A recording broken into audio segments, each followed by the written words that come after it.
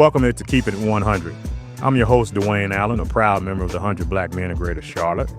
Today, we're diving into a very powerful skill that affects every part of our lives. It's called emotional intelligence. We all know about intelligence, but we mean by book smarts, even street smarts. But what about emotional smarts, right? How we recognize, manage, and respond to these emotions plays a huge role in our school life, our friendship, and our leadership capacity, as well as what we want to do in our careers, right? Joining me today are three incredible young leaders as a part of our MOY Movement of Youth program, and we're going to break this down together. But first, let's meet our guests. I want you to tell us your name, tell us your career goal, and tell us what's the last emotion that you felt. Let's go right here. My name is Dr. London Moss. My career goal is being a rocket scientist and getting my PhD in aerospace engineering. And the last emotion I felt was probably happiness. Happiness. All right. Hi, my name's Cory Smith, and my career goal is to be somewhere in the business with stocks and hopefully in the NFL too. And the last emotion I felt was probably a little sleepy. Sleepy. All right. Good morning, afternoon, or evening to whenever you're watching this. I am Jermaine Banks. My career goal is a little varied right now. It's two clear paths, either pharmaceutical science or some type of broadcast journalism. Right. And I think that the last emotion that I felt would probably be stress. Anxiety. Anxiety. That's even strong, right? Right. So we're going to talk about that today. We're going to talk about tool sets to get us through that, right? So my rocket scientist, my football player / business stockbroker, and everything else that Jermaine does, pharmaceuticals, writer, producer, all the great stuff that he does. We're gonna dive into it. So it's gonna be fun. So let's start with the basics. Emotional intelligence, or EI, is the ability to recognize, understand, and manage your own emotions while recognizing and responding to the emotions of others, right? So when I said that definition, what jumped out at you? About you, London? The ability to understand your own emotions. Okay, ability to understand. What about you, Cory? The ability to understand other people's emotion. Other people's emotions. All right. What about you? Mainly the identifying part, being able to figure out and decipher others' emotions. I think that's big, especially as you get older. The recognition piece, right? Right. So that's very key, right? Is that all those are main parts of that, right? And it's important that we hone in on that definition and try to just keep that with you, right, as we go through this journey together today. So, and as a part of emotional intelligence, there are like 5 key components of emotional intelligence, right? There's one called self-awareness. Remember that, right? And self-awareness is recognizing your own emotions and how they impact your actions, right? Number 2, self-regulation. Managing and controlling emotions so they don't control you. Number 3, motivation. Staying driven to reach goals even when things get tough. Number 4, empathy. That's a big word everybody's saying nowadays, right? It's understanding and connecting with others' emotions. And number 5, social skills. Building and maintaining strong relationships through communication. Now, here's the question. Let me ask you, when there was a time that you was aware of these emotions, right? And actually, let's bring those emotions you just talked about you felt. How will it help you in a situation? Like, so you're happy. Let's talk through that. How was being happy helps you in a situation? Well, I mean, far as looking at it as at a basic standpoint, you're happy, you're excited about something, you enjoy whatever you're doing at the time. Mm-hmm. So it might help you by enjoying life more. Right. Maybe it might help you by possibly getting more sleep. Eat drink more water. Yep. Healthy things for yourself. Okay. Now let's talk about being happy, London, right? We talked about, that's your emotion you're feeling, right? So how does that help you in your situation, being happy? It could help you have a better mindset, help you enjoy life more. Right. Far as being happy in the moment, you're enjoying something, Yeah. and that's a good thing. Yeah. And it just helps you really take in all that life gives offers. All right, too. All right. So Cory, we're sleepy, right? Come on, one of the 7 dwarfs sleepy, right? So how does that help you in the situation? Sleeping probably would help me by like, most teens don't get their 8 hours, but I can say like I get like 11 hours. Like I go to sleep. Like sometimes I'll stay up, but like I make sure I don't have no sleep debt though. Right. So like I'm more energized. Sleep debt. Yeah. That's what I'm talking about. Right. I mean, just think about this. Some students talk about, not sleeping enough. They ain't trying to rest. This brother said he makes sure he doesn't have sleep debt. Right. Yeah, I love that. Right. Yeah. Right. So let's pull back on that though. So, being sleepy is not necessarily, it's how you feel, right? It's a reaction, but why are you sleepy? I'm probably sleepy like from throughout what I do in the week. Like Yeah. I have workouts Monday, Tuesday, Thursday, weight room, at field work. Then Saturdays and Sundays I have beeline camps. Sometimes I'll just run a mile or I'll just do extra work. And then I have honors classes. I'm in Spanish 3 as a freshman. Wow. And I'm about to take some college classes during this semester and go to a college to take a class. Wow. This summer. So because you just busy. That's basically what it is. And I got a 4.5. And he just wanted to throw that out there. He got a 4.1. Here we go. Here we go. Here we go. Here we go. That's what I'm talking about. That's what we get down. So it's about you just got a busy life. Yeah. Let's stick with that. Put a pin on that. Now we got anxiety, we're tired, right? Help me, let's walk through that. Just with anxiety, I mean, this is a kind of a weird reference, but just like the Inside Out 2 movie, I mean, their depiction of emotions are actually pretty accurate. Yeah. And in the second one, spoilers if you haven't seen it, but in the second one, they do get anxiety as an emotion. Yeah. And when you strip away the negative stuff that character did in the movie, you still have the baseline, which is to protect you from uncomfortable situations or situations where you might be unaware or unprepared for. And I think that's the intentional goal for anxiety, is to have that wall that can prepare you for those unexplained situations, have that wall to make you think before you act. And so give you that kind of mindset that, all right, this is making me nervous, so maybe this isn't something I should do. So it just prepares you with that barrier that I'm going into this unexpected situation. Let me also have a thought process about this situation. And so that's why I value my anxiety, but it's also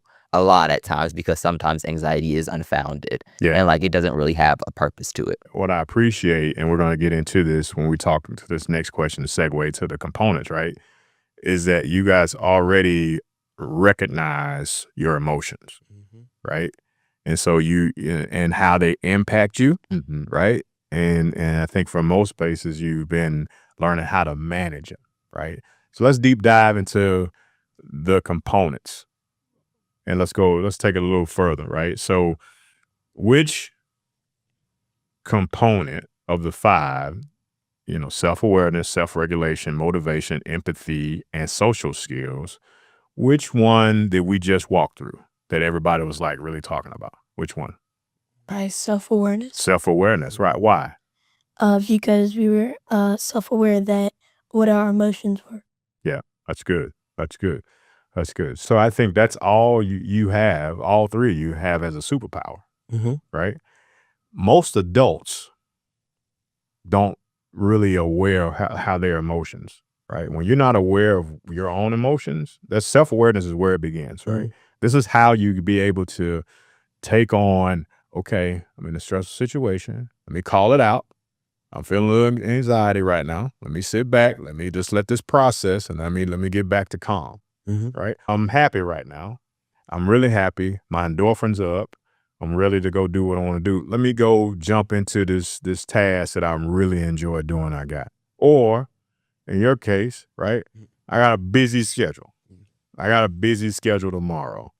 Tonight, maybe I'm not going to spend that time on 2K, right? Maybe I'm going to go ahead and dedicate to get my sleep that in so I don't feel as tired waking up because I got a church event or I got, practice or I got another commitment I need to get to. But recognizing those, being aware of how you're feeling those emotions, you can do what? Process through it. Right. Right? That makes sense. So you just talked about, that all three you had a superpower. Which one of the other four that you think you need some work on? Self-regulation, motivation, empathy, social skills. For me, Yeah. I think that my struggle for a while, and it's a common one, but I think my struggle is empathy. Okay. I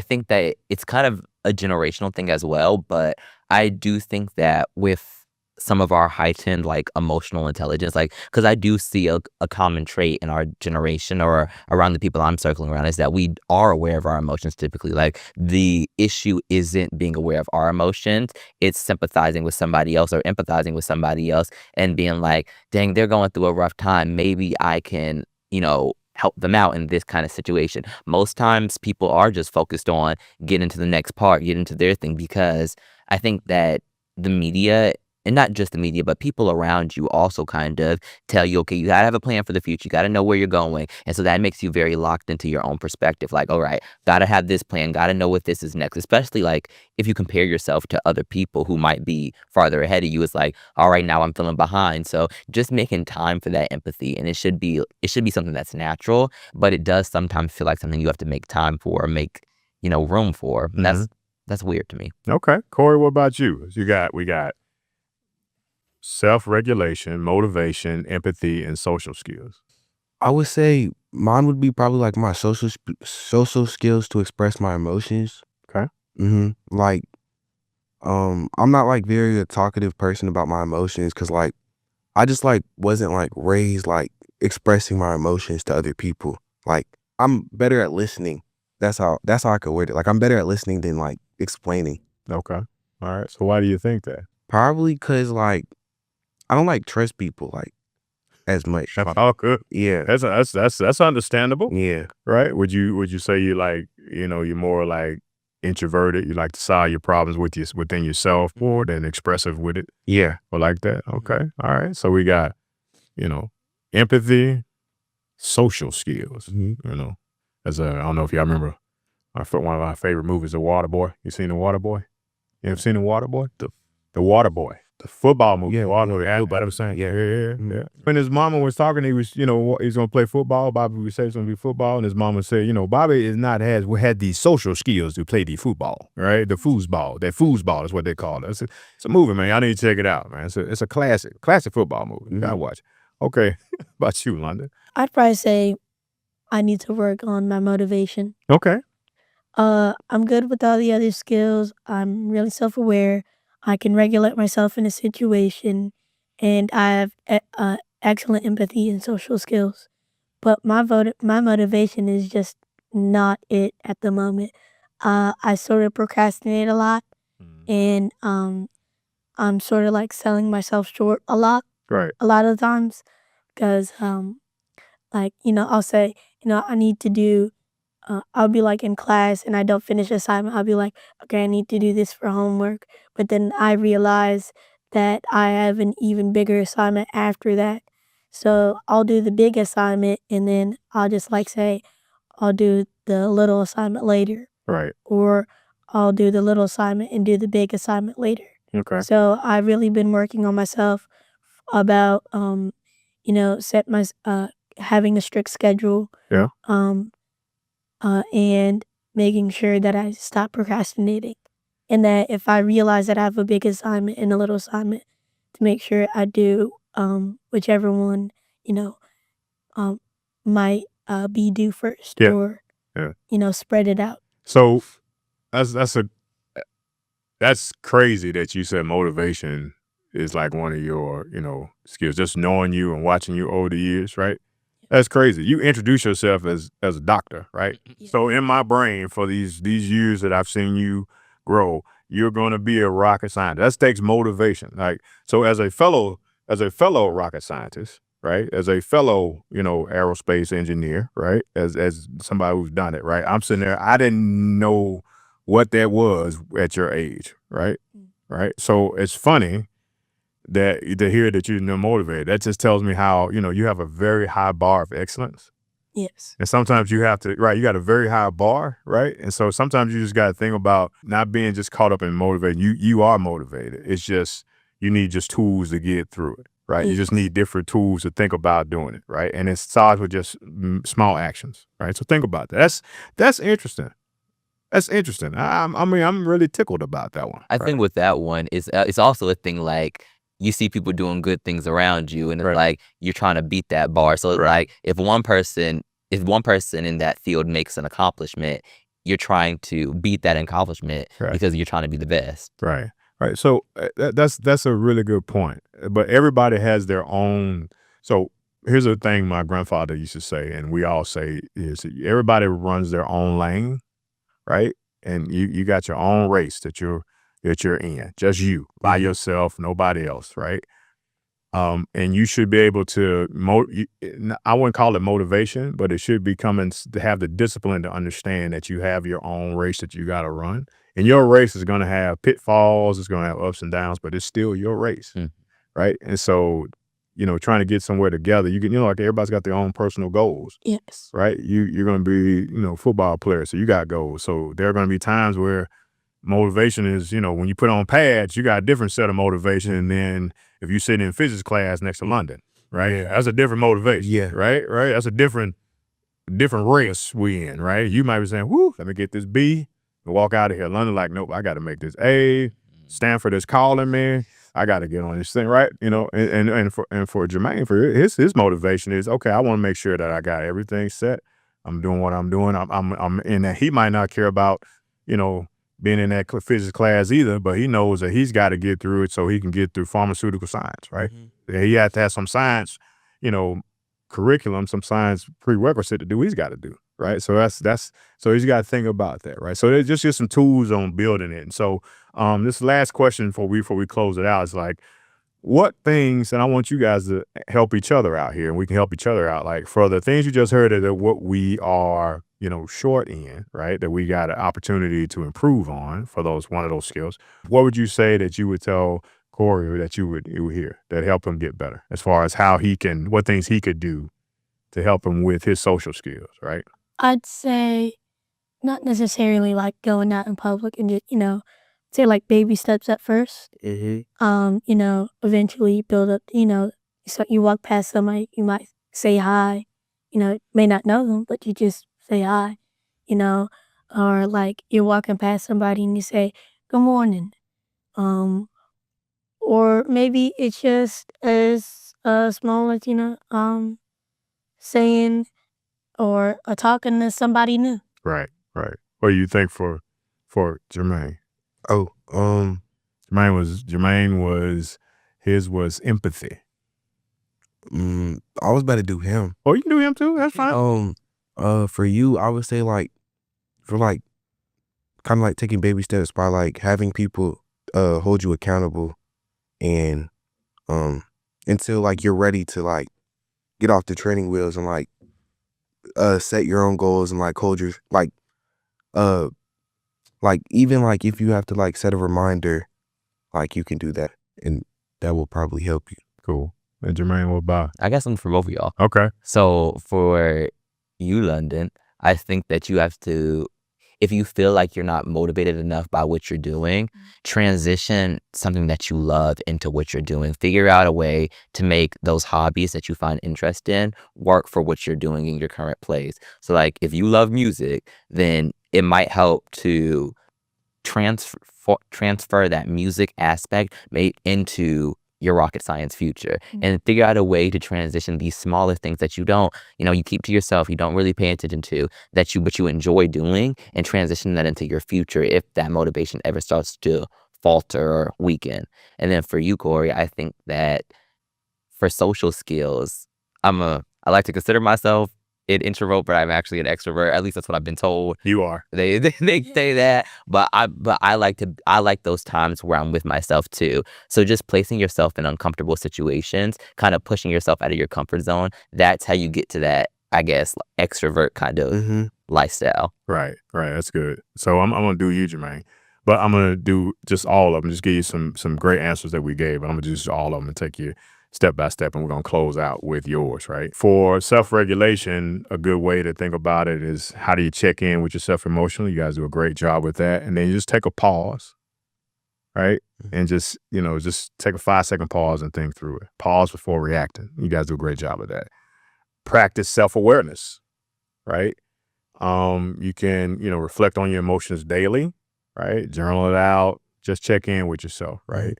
For empathy, this was one for you, Jermaine. Instead of assuming, just ask people how they're feeling, how they're doing, and just really look them in the eyes, because everybody just want to be connected, want to be felt. Like when you think about, and so it's like, oh, I don't care, let me move on. Just show a little, it's just empathy. Nobody's saying they don't want your sympathy. They just want to be validated, right? And sometimes you got to let me validate you, but knowing you got to move on, we got to get doing. For social skills, right? Particularly from your perspective, right, Cory? Take your time and express a great thought that you would have on, as you're hearing from people, right? Communication is too. Like you great at listening, but you are outstanding at responding, right? And so people want to hear that, and so be able to share that and understand you got to do that, right? And then always, I think we all should be doing, right, is seeking feedback. You want to, ask and trust your parents, your teachers, us, your mentors. Hey, how am I doing in this situation? How did I handle this? Right? Because that feedback loop helps you realize, hey, this track I went down to improve on, it helped. So let me repeat that, or let me not do that one. Let me try it, because we're all growing and getting that together and moving that forward, right?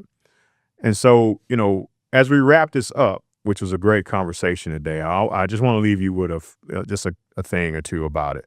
Emotional intelligence, right? Emotional intelligence is when you really start mastering it. It's all about influencing people from moving from a decision from point A to point B in a positive direction, right? It's just analyzing in the situation you're in and moving from point A, people from point A to point B, and moving it forward. Right? So you don't have to go backtrack. That's all it is, right? And once you learn emotions, once you learn to move it, and it's not about being perfect, right? It's just about improving every day, right? So your challenge today is take that opportunity for improvement you talked about, and when I see you next time, I want you to tell me, hey, this is what I did to work on it, right? And then for the next time, I also want you to tell me, like for the superpower that you got, which self-awareness, all you have, saying, I want you to go and help somebody else do that and realize that skill, right? It was excellent to have this podcast with you. We killed it. I love it. I'm so proud to be a part of the 100, and I'm so proud of all of you and all the greatness that you're going to embody in your future. Thank you for joining us today on Keeping It 100. I want you to stay connected with us, keep growing, and always, until next time, we're going to keep it 100. My name is DeWayne Allen, representing the 100 Black men of Greater Charlotte. We want to thank you for joining us.